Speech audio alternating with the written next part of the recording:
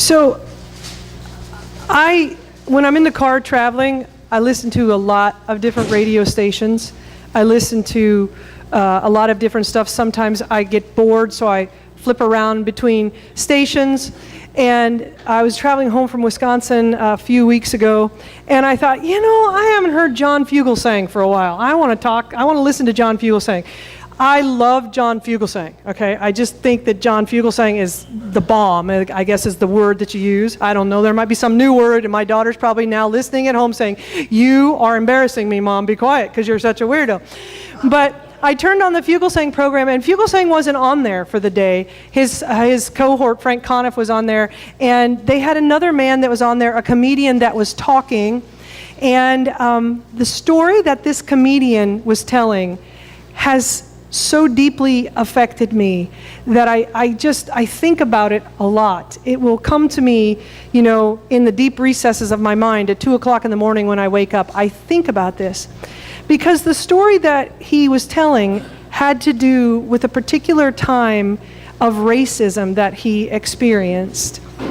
And the show for the day was about different forms of racism that are being portrayed in the world. And I was particularly interested in the fact that they were expanding upon the concept of racism that we have. Typically, we want to make it a black versus white issue, but a lot of times we forget that there are other people of color and there are other races, like Jewish folks might look the same skin color as we do, but sometimes we are against them because they didn't get Christ. Anybody know anybody who's ever said to you, the Jews are lost because they didn't get Christ? That's a form of racism, okay? But this particular young man was talking about an instance that he had in his college days when, for the very first time in his life, he went to university and he was around more white people in his life than he had ever seen in his entire life. He had been raised in a predominantly African American community, and he started to realize that some of the issues were issues that they shared together, not just issues of white versus black or black versus white. They were issues that were shared together. And so he developed some friends who were white, and they invited him to come home for a weekend, to have a weekend at their family farm. And as he's telling the story, he said, "Never in my life did I realize how hate is taught." He said, I didn't realize that hate is taught to people until I walked up to the door with my friend, my white friend, and as she opened the door, her rambunctious 3-year-old nephew came running to the door to greet us, and over his shoulder, he called out to his grandma, "Hey, Grandma, look, there's an N-word standing at our door." And he said, I knew in that minute that this kind of hatred is taught. You can't be 3 years old without somebody telling you that that person in front of you is wrong. You cannot be 3 years old and hate that person unless someone has told you that that person is wrong, or unless that person has done something to harm you in some way. This little boy called that young African American man a racial slur at the age of 3. And he said, that's when I began to understand how deeply our prejudices in our lives are in us and how much we are taught them each and every day. And I've been thinking about that a lot, about where hate comes from and why hate has such a strong, powerful hold in this world. And as I was thinking about that, I thought, this is a really weighty subject, and I don't really think I want to get into this because sometimes getting into these weighty subjects really gets me into trouble. But then God said, go watch the movie Trolls again. God screws with my mind sometimes. Because I've seen Trolls many times. I've seen Trolls many times because my grandson has the movie Trolls, which I thought was at my house, which wasn't at my house because he's got it in Wisconsin. And so I rented it, and then the movie skipped. And so Steve had to race around last night finding me the movie so you all can see what I saw, right? Watch Trolls. Are you serious, God? Watch Trolls. Watch Trolls again. You know, Trolls is this movie that on the surface we all think about being this happy little thing. Everybody learns in the movie Trolls that happiness is deep down inside of you.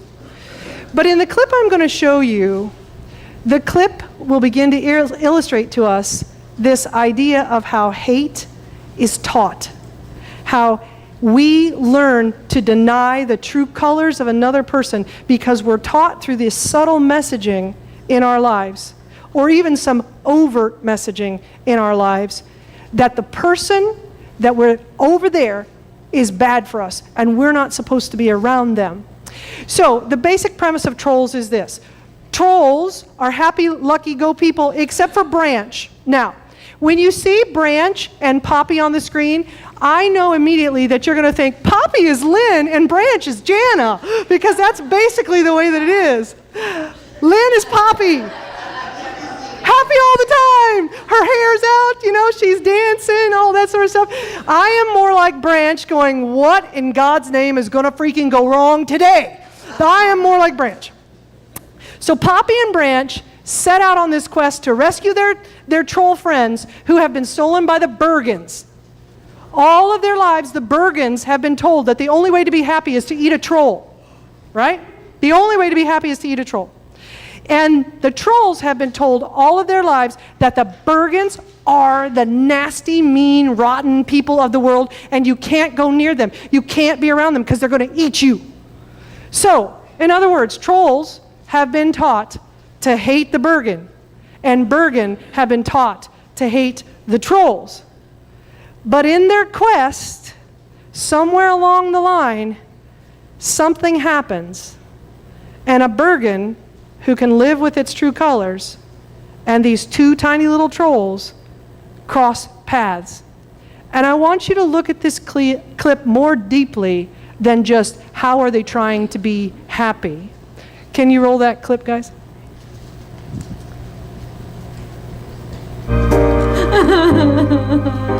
What? A 5, 6, 7, 8. When you look in the mirror, let it disappear.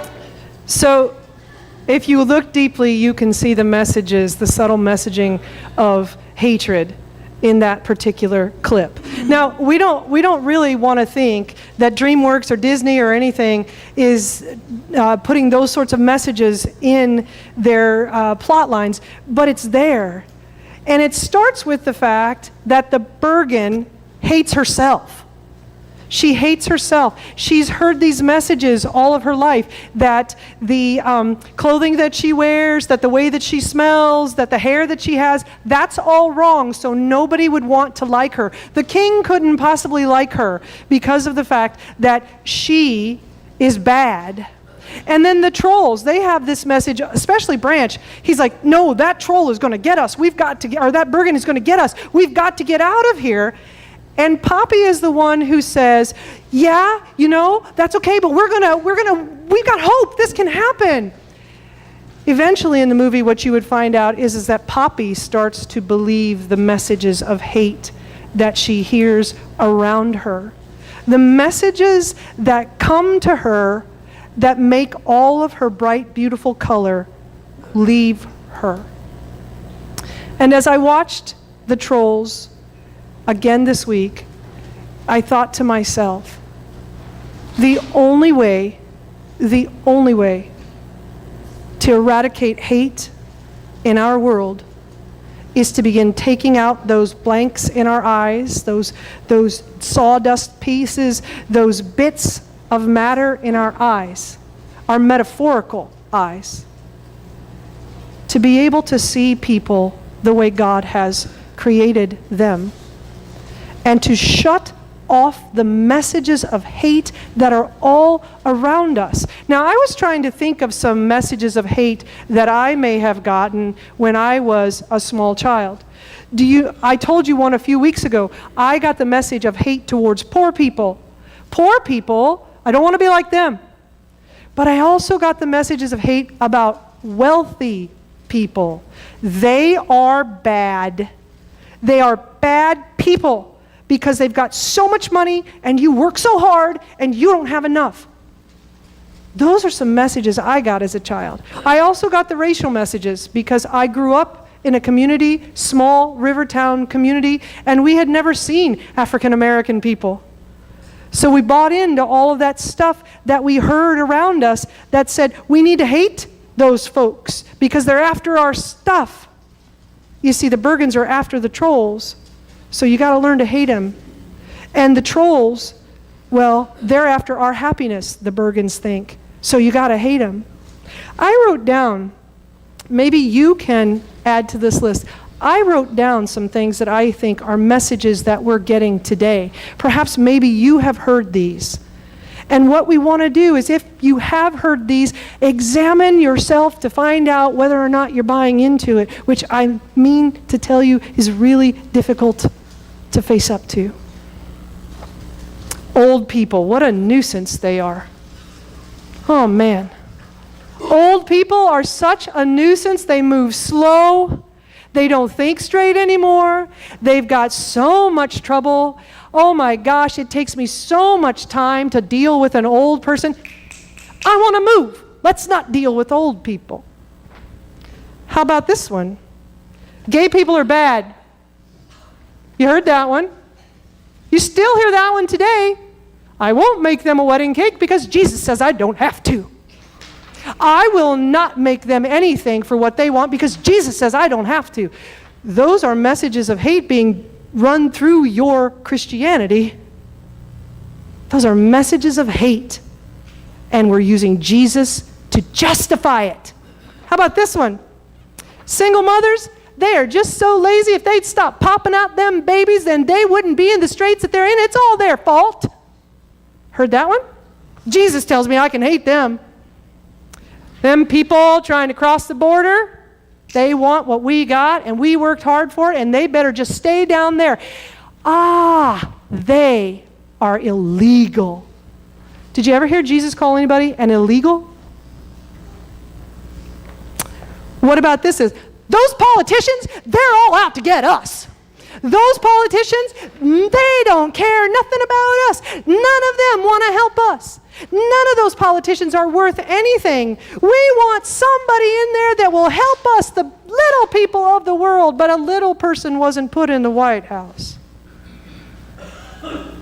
We are surrounded by messages of hate. Men, those women are out to get your jobs. They are out to take what you've worked hard for. You know, that's what I heard from my mom all the time. She was so mad every time a woman was holding up one of those stop signs on a construction thing, one of those slow down stop signs. My mother every time would say, that woman just took away a job from a man. She needs to be home taking care of her children. I grew up thinking that. I would drive by that woman in the line of construction by the time I finally got to her, and I'd be going, you need to be, there's a man in the union hall because you're taking his job. Think about the subtle messages of hate that we have gotten. How about this? All men are scum. Every single last one of them are scum because they oppress us and they keep us down.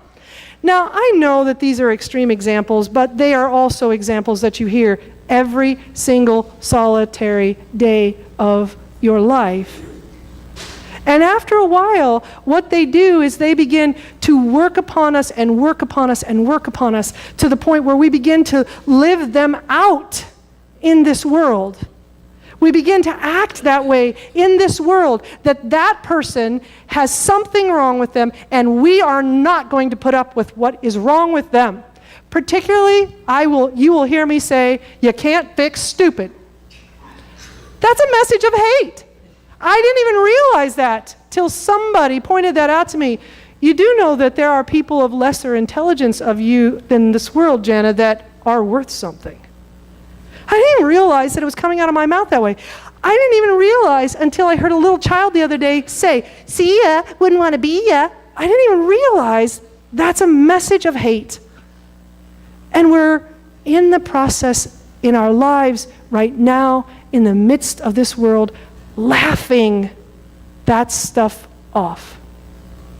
Isn't it fun to jump in on a conversation with somebody else about somebody else? You know, the scripture says that judgment is the thing that we're never supposed to do to another person. And I know that it's very, very hard not to do that. But as I researched these scriptures this week, I was reminded again by the fact that if you judge somebody else, that is the measure that God is going to judge you with at some point in your life. God is never going to say to you, how many people did you manage to hate while you were gone? God is going to say to you, how many people did you manage to love? How many people did you lift up? How many people did you recognize as my children? How many people did you surround with the comfort and care that they needed?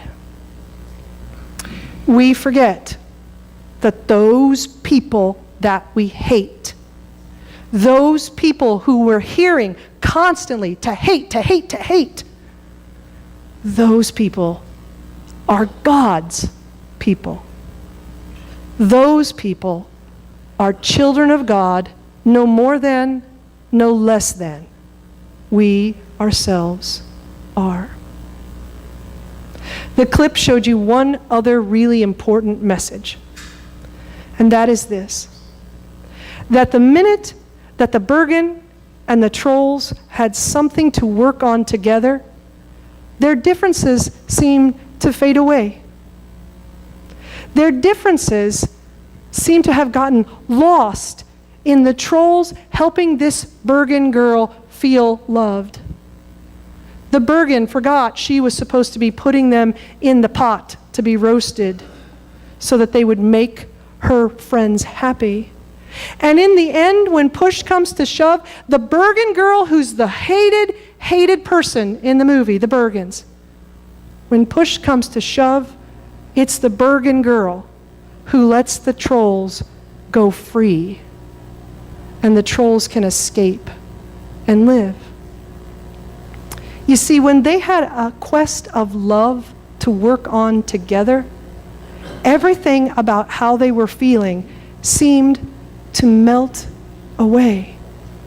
So maybe that's what our answer truly is. I was told recently that love is not the answer.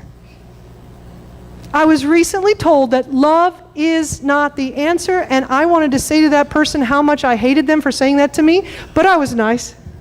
Your pastor was nice. But it makes me really, really understand that the only way to deal with hate in this world is with love. We can't hate away. I want you to hear that.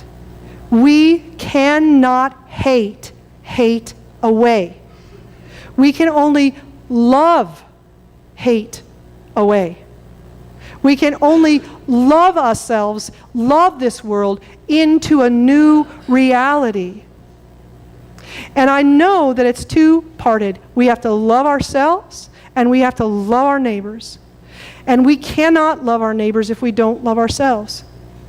It's not complicated, but it's hard. Because with love comes these things like forgiveness and admitting that we're wrong. Admitting that when we make a great sweeping generalization like all men are scum, that we have wronged every man that there is. Admitting that when we make a great sweeping generalization like all of those people, that we have hurt ourselves. We have hurt all of that community of people that we've just generalized away. So love has to be our answer. And the only way that we can love is to begin seeing through our eyes as God sees this world. I don't know. Maybe we're all enough to have a little trolls if we can do that. But I sure hope that I will, in my lifetime, be able to see a world where the Bergens are fewer and far between. Where the people who hate are the people who are changed as well as need to be changed. Our challenge always is is to ask ourselves, how much are we participating in the hate of the world? Do you ever throw something at the television when you like something that somebody's not, or you dislike something that somebody's saying? Do you ever scream at the radio like I do? Yeah, you're right! Yeah! You ever do that sort of stuff? Subtle, yet effective participation in hate. We have to be willing, as Jesus teaches his disciples, to look at our own blockings. What is blocking us from being as loving as we possibly can be before we can ever hope that those people might be loved too. Those are big issues that we are charged with tackling in this world. Larry said it best. He forgives. He forgives us when we fail. He forgives us when we don't do the loving things in the world. He forgives us